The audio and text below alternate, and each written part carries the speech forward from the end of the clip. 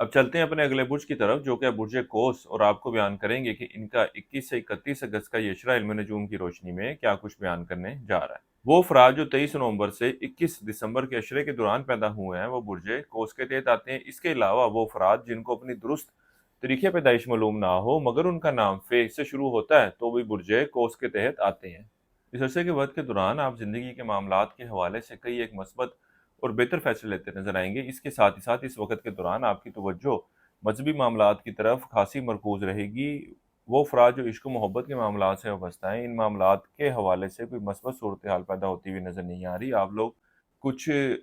آپسی معاملات کو لے کر، کچھ آپسی باتوں کو لے کر ایک دوسرے کے ساتھ الجھنیں اور مسائل پیدا کرتے ہوئے نظر آ رہے ہیں۔ اس کے ساتھ ہی ساتھ وہ برج قوس والے افراد جو بیرون ملک جانے کے خواہش مند ہیں، ان کو بھی چاہیے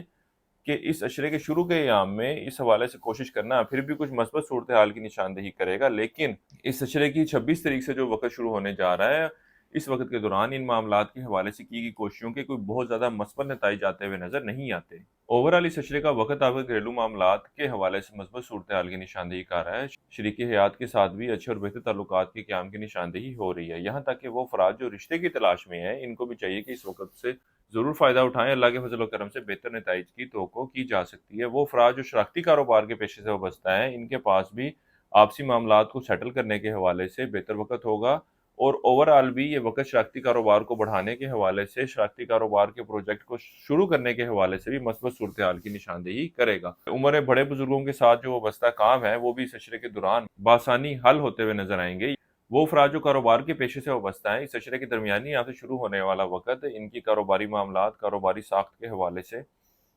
کچھ ایسے عناصر کی نشاندہی کر رہا ہے جو آپ کو نقصان پہنچانے کی کوشش کرتے ہوئے نظر آتے ہیں۔ اسی طرح وہ افراد جو سیاست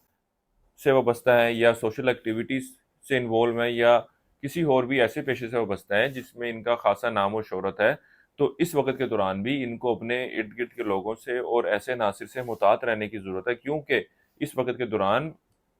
خاص طور پر اس اشرے کے درمیانی یہاں سے شروع ہونے والے وقت کے دوران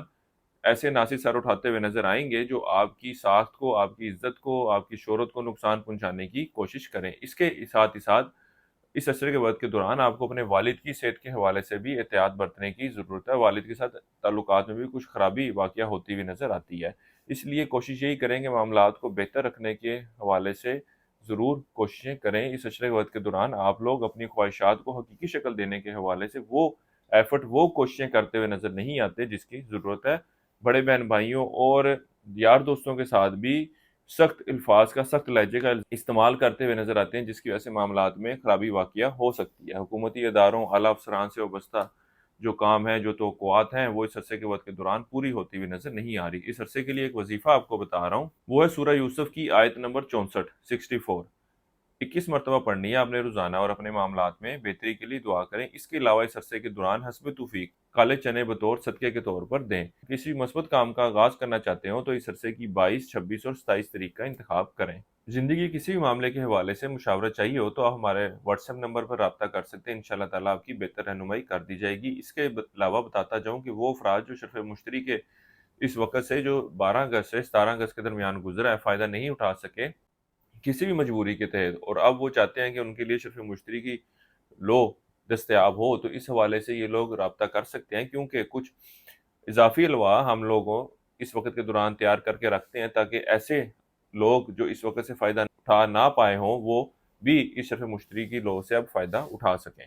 ہماری یہ ویڈیو پسند آئی ہو تو کمنٹ سیکشن میں اپنی رائے کا اظہار ضرور کیجیے گا۔ اس عشرے کا یہ وقت اندرون سفر کے حوالے سے اتنی کوئی مثبت صورتحال کی نشاندہی نہیں کر رہا۔ اس عرصے کے وقت کے دوران آپ برج قوس والے افراد اندرون سفر کے حوالے سے، سیر و تفریح کے حوالے سے کئی ایک